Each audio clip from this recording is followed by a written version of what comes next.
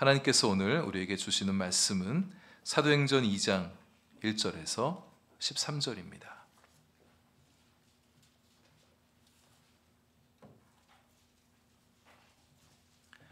사도행전 2장 1절에서 13절까지의 말씀, 저와 여러분 한 절씩 교독하시고 마지막 13절 함께 읽겠습니다.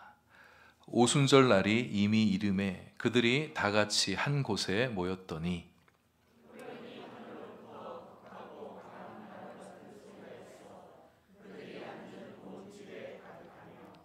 마치 불의 혀처럼 갈라지는 것들이 그들에게 보여 각 사람 위에 하나씩 임하여 있더니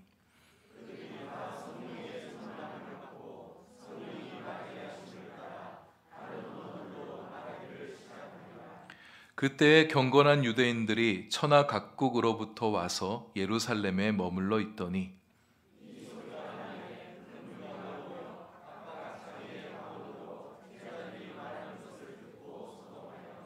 다 놀라 신기하게 여겨 이르되 보라, 이 말하는 사람들이 다 갈릴리 사람이 아니냐.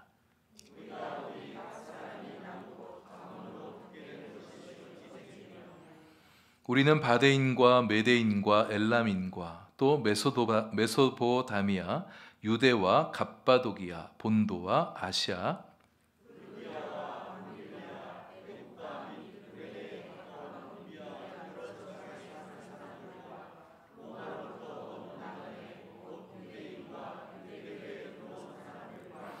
그레데인과 아라비아인들이라. 우리가 다 우리의 각 언어로 하나님의 큰 일을 말함을 듣는도다 하고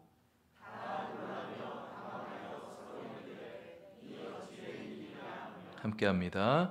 또 어떤 이들은 조롱하여 이르되 그들이 새 술에 취하였다 하더라. 아멘. 기도하겠습니다. 하나님, 이제 말씀 듣습니다. 말씀 들을 때에 본문 안에 담겨있는 말씀의 권능이 우리에게 느껴지게 하시고 실제로 주님 말씀 우리의 존재와 영성과 우리의 삶에 힘이 되어 들어오게 하여 주옵소서. 예수님 이름으로 기도합니다. 아멘. 지난 주일에는 예수님을 배반했던 가룟 유다를 대신하여 마띠아라는 제자가 12사도단에 합류하는 이야기를 함께 나누었습니다.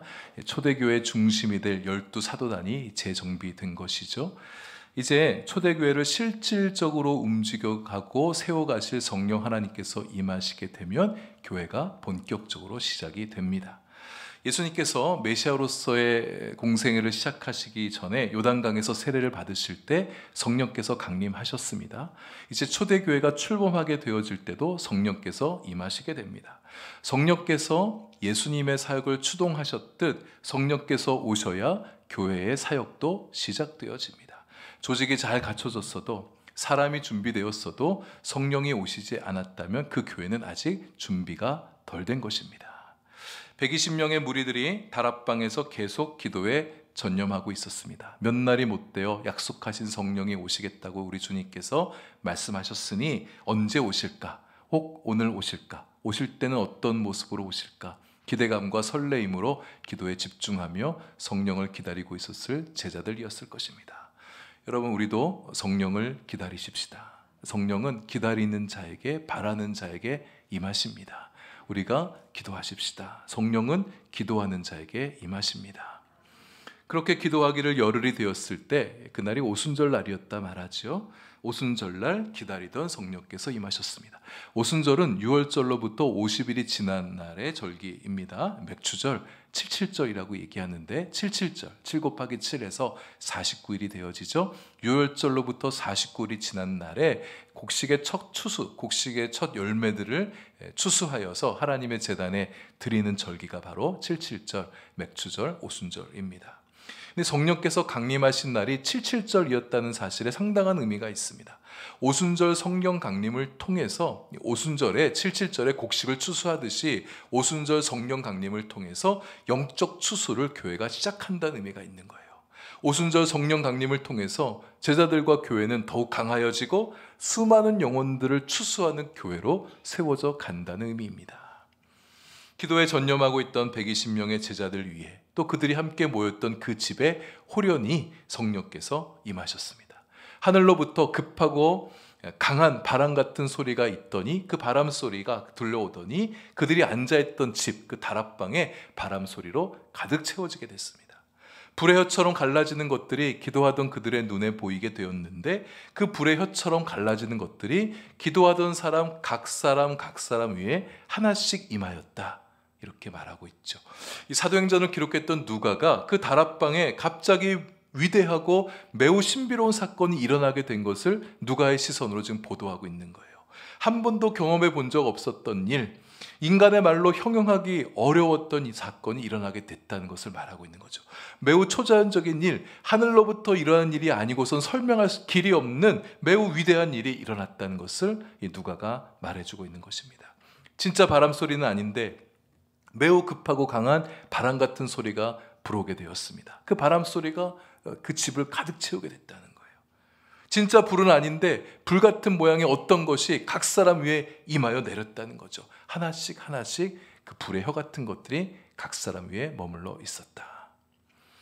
누가가 기록한 표현은 우리가 좀 더 주목해 보셔야 합니다. 2절에 보시면 성령의 바람이 그들이 앉은 온 집에 가득했다. 바람이 불어와서 그 집을 가득 채웠다는 것이죠. 그들이 모였던 집안에 성령께서 임하게 된 것이에요. 3절에 성령께서 불처럼 임하사 각 사람 위에 임하였다. 이렇게 말씀하고 있습니다. 그러니까 성령께서 성도들 한 사람 한 사람에 임하기도 했었고 또 공동체적 차원에서 그 집에 가득했다고 그러잖아요. 전 교회 전체 차원에서 성령께서 임하신 것입니다. 성령께서 오늘날 우리 한마음 교회 위에도 교회적으로도 임하여 주시고 우리 성도들 한 사람 한 사람 가운데도 권능으로 임하여 주시길 축복합니다.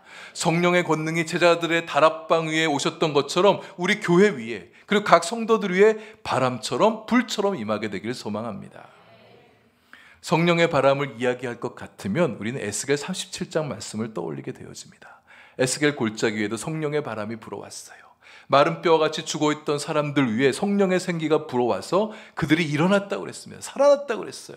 생기가 들어가자 마른 뼈들이 살아나고 일어나되 극히 큰 군대로 일어났다.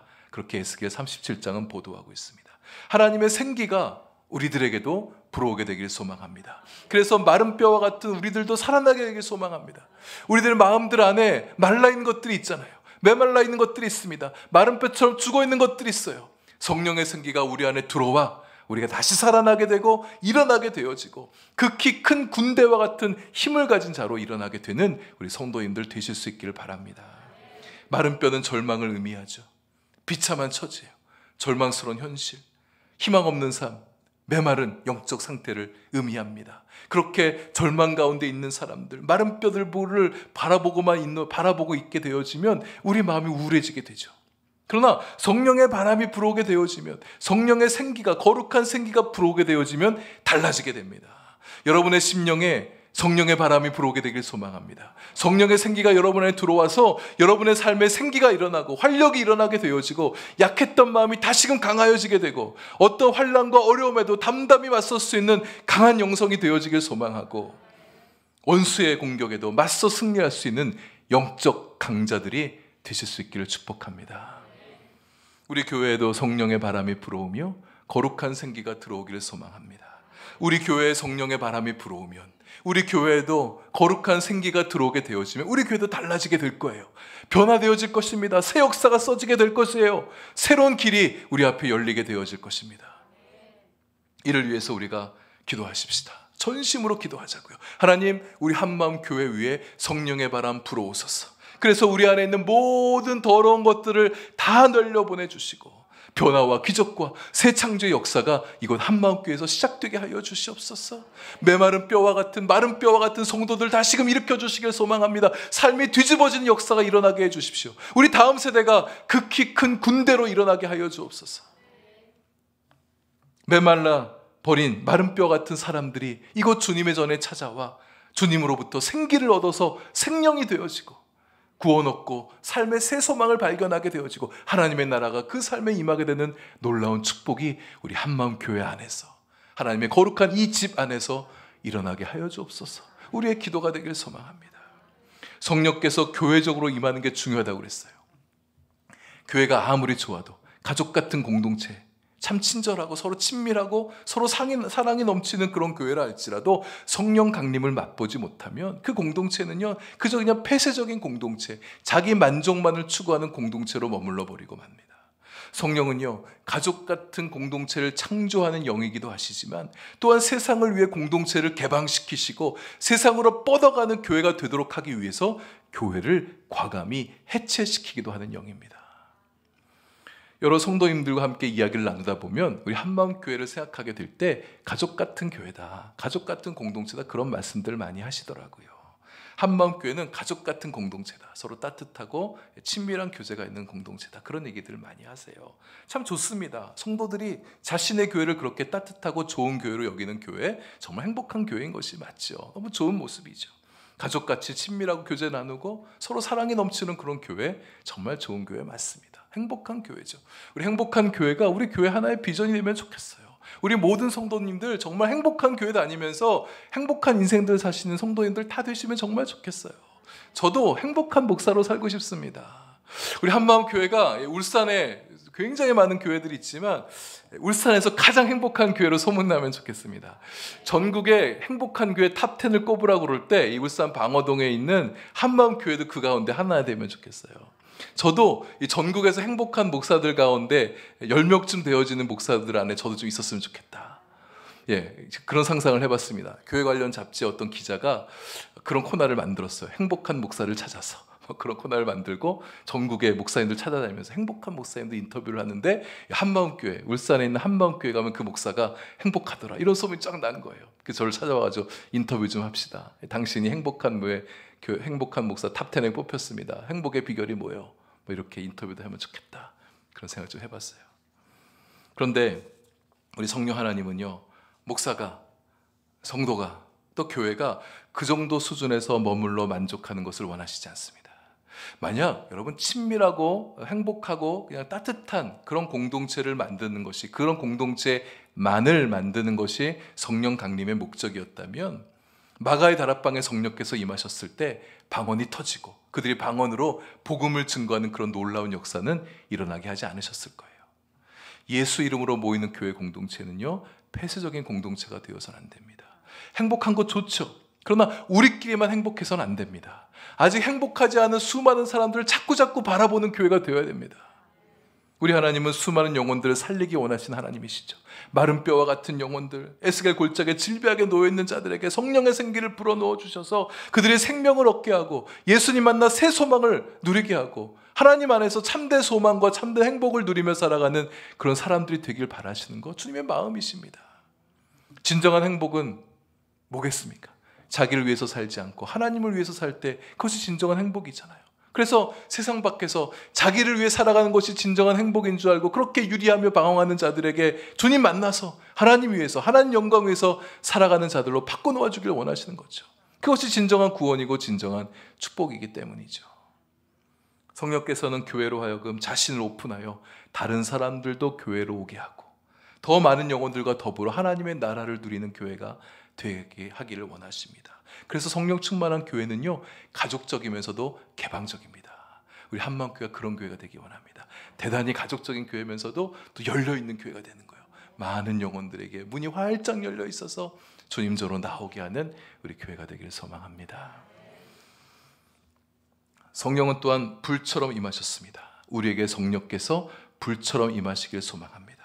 불로 우리에게 임하셔서 우리 안에 있는 더럽고 추악한 것 좀 다 태워주시고 우리의 심령을 좀 정결하게 하시고 우리를 새롭게 해주시길 소망합니다. 성령의 불이 우리의 가슴마다 임하여서 우리 가슴이 좀 다시 뜨겁게 타올랐으면 좋겠어요. 하나님 사랑하는 마음으로 다시 우리의 가슴이 좀 뜨거워지고 교회를 사랑하는 마음으로 우리의 가슴이 뜨거워지고 하나님의 영광을 위한 열정으로 우리의 가슴을 다시금 뜨겁게 불 지필 수 있는 우리가 될 수 있기를 소망합니다. 4절에 그들이 다 성령의 충만함을 받았대요. 그곳에 함께 모였던 120명의 성도들 다 성령의 충만을 받아요. 한 사람 예외 없이. 우리 한마음교회 모든 성도님들이 그렇게 다 성령의 충만함 받게 되길 소망합니다.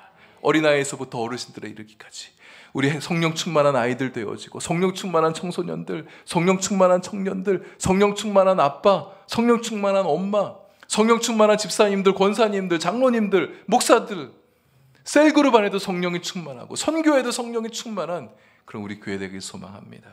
주여, 우리 한마음교회 모든 교회, 우리 모든 교우들이 성령 충만함을 입게 하여 주옵소서. 여러분, 그런데 우리는 이 성령의 바람이, 이 성령의 생기가, 성령의 불이 더불어 함께 기도하는 현장 가운데 임했다는 것을 놓쳐서는 안 돼요.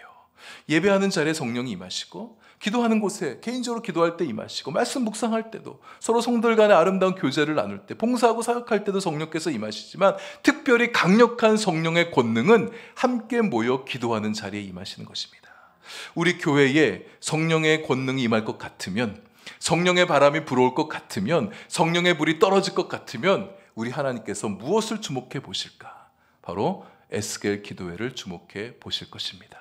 함께 모여서 뜨겁게 기도하는 현장 가운데, 그래서 우리의 에스겔 기도회가 마가의 다락방과 같은 그런 기도의 시간이 되길 바라요.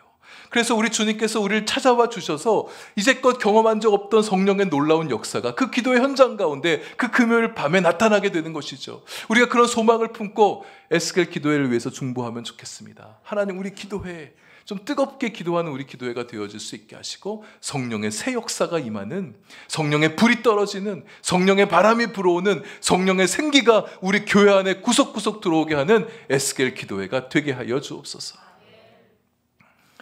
성령 충만함을 받은 그들에게 놀랍고 신비로운 일이 일어났습니다. 스스로 통제할 수 없을 정도의 강력한 역사가 나타났는데, 그게 뭐였냐? 방언이 터진 것이죠. 4절에 보시면 그들이 다 성령의 충만함을 받고 성령이 말하게 하심을 따라 다른 언어들로 말하기를 시작하니라. 여러분, 오순절 성령 강림의 중요한 특징은, 성령 강림 사건의 중요한 포인트가 이것입니다. 방언을 말했다는 거예요. 성령 충만함을 받고 다른 언어를 말했다는 것입니다. 근데 이 방언을 통해서, 방언을 누가 들었느냐, 이게 대단히 중요합니다. 그래서 5절 말씀을 보시면 그때에 경건한 유대인들이 천하 각국으로부터 와서 예루살렘에 머물러 있었다. 이게 무슨 말일까? 여러분, 유대인에게는 3대 명절이 있습니다. 유월절, 맥추절, 초막절. 이 3대 명절이 되어지면 이스라엘 백성들은 누구나 할 것 없이 예루살렘으로 순례여행을 떠나야 됩니다. 예루살렘에 와야 돼요. 성전에 모여서 함께 예배해야 됩니다. 이 신명기 율법이 정한 일입니다. 이스라엘 땅에 살아가는 유대인뿐만 아니라 디아스포라 유대인들, 멀리 다른 지역에 살아가는 유대인들도 다 와서 그렇게 하나님 앞에 예배해야 돼요. 근데 이게 현실적으로 쉬운 일은 아닙니다. 왜냐하면 멀리 다른 지역에 살아가는 사람들은 재정적으로 어려운 사람들도 있고, 또 뭐 비행기가 있어서 뭐 금방 날아올 수 있는 게 아니지 않습니까? 교통이 어렵단 말이에요. 그래서 모든 사람이 다 오질 못합니다. 어떤 사람들이 오느냐? 경건한 사람들, 하나님에 대한 신앙이 좀 투철하고 관심이 많고 율법에 열정 있는 사람들이 그렇게 예루살렘 성전에 명절이 되면 몰려왔다는 거죠.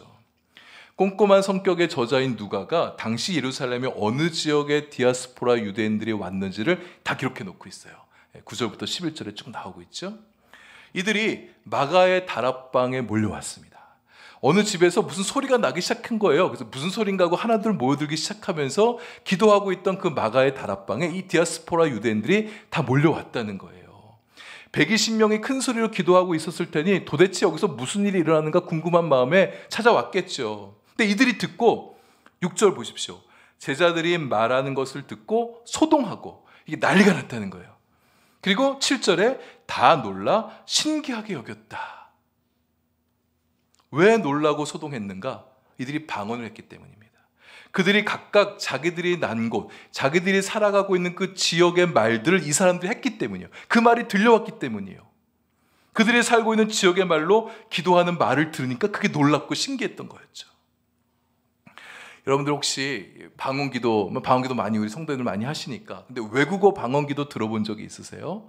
저는 이제 그런 경험이 있는데, 제가 이제 전에 심어던 어떤 교회에서 이제 사역을 할 때 그 교회에 새벽기도 시간에 되어지면 유난히 방언기도를 굉장히 세게 하는 두 분의 성도님이 계셨어요. 한 분은 권사님, 한 분 집사님이셨는데, 이분들이 기도하면은 그 목소리가 워낙 커가지고 전체 회중을 막 자꾸 기도하는 거예요. 막 이렇게 뜨겁게 기도하는데, 방언기도 하시는 분들인데, 어느 날 방언기도를 하고 있는데 제 귀에 이 방언이 들리는 거예요.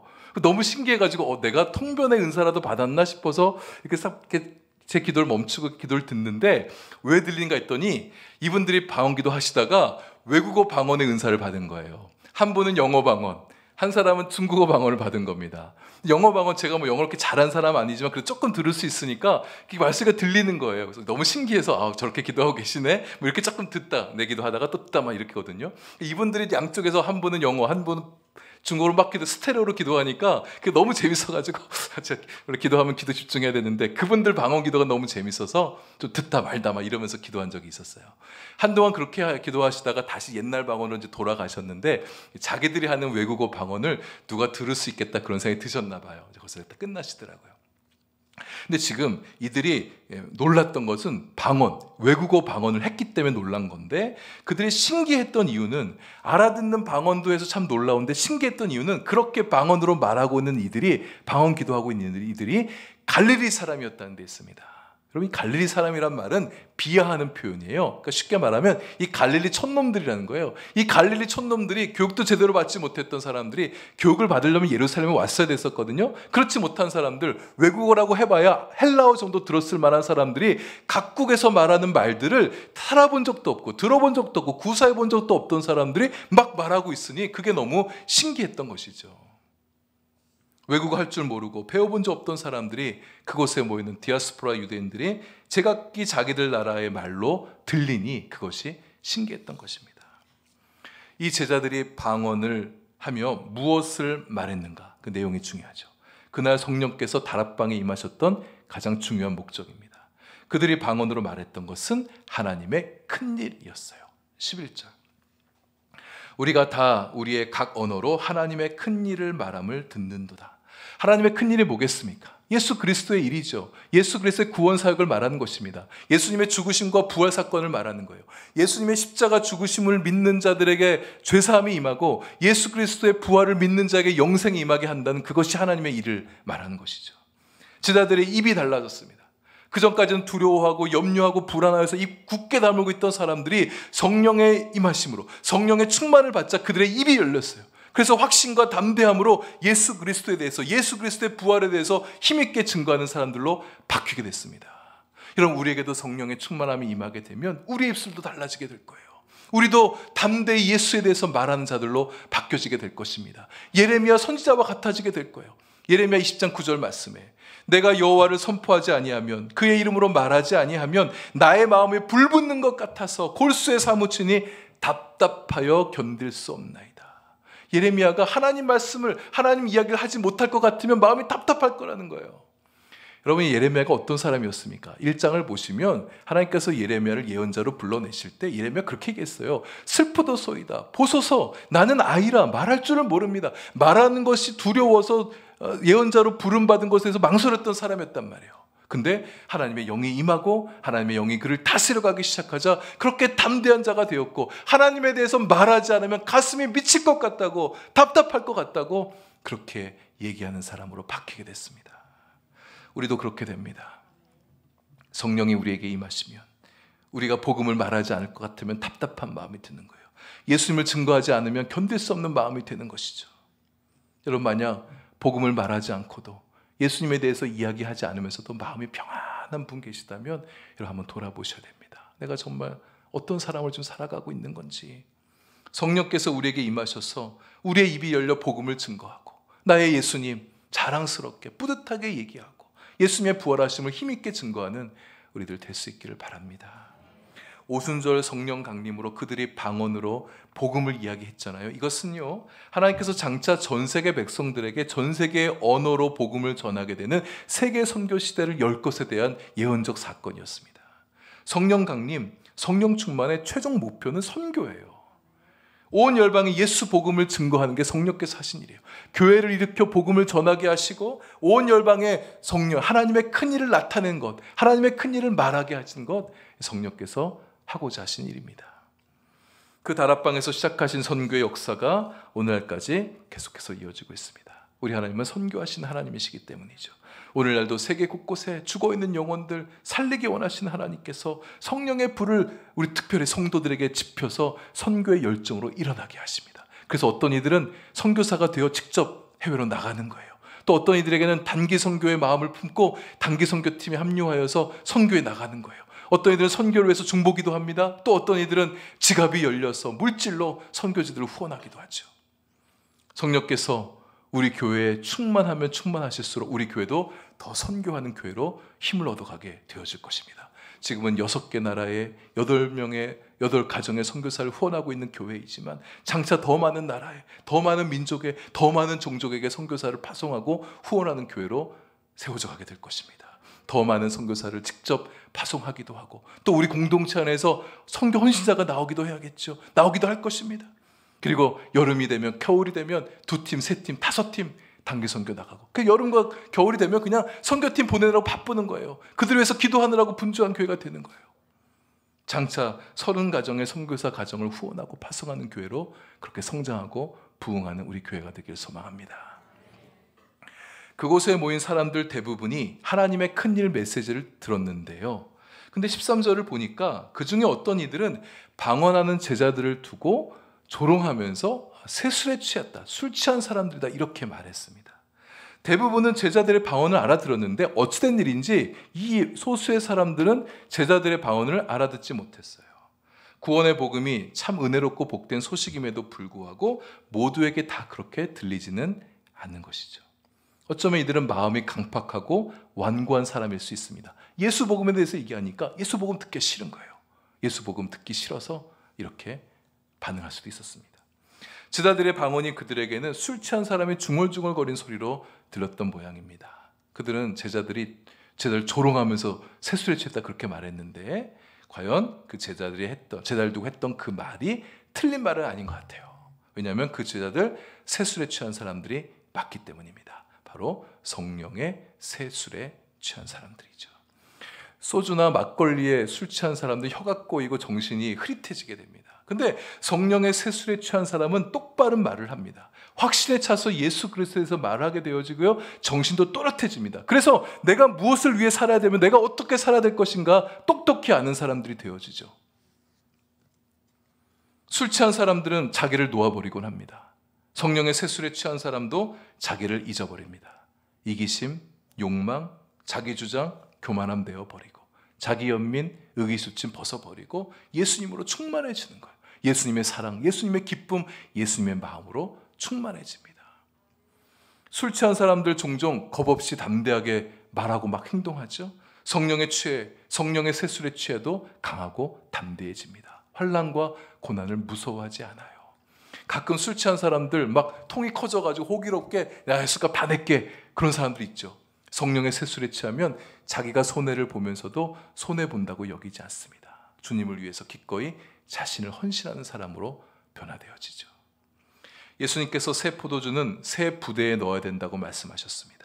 성령의 새 능력의 포도주를 우리가 받으려면 우리가 새 술을 담아낼 수 있는 새 부대가 되어야 돼요. 새 인생, 새 존재가 되어야 됩니다.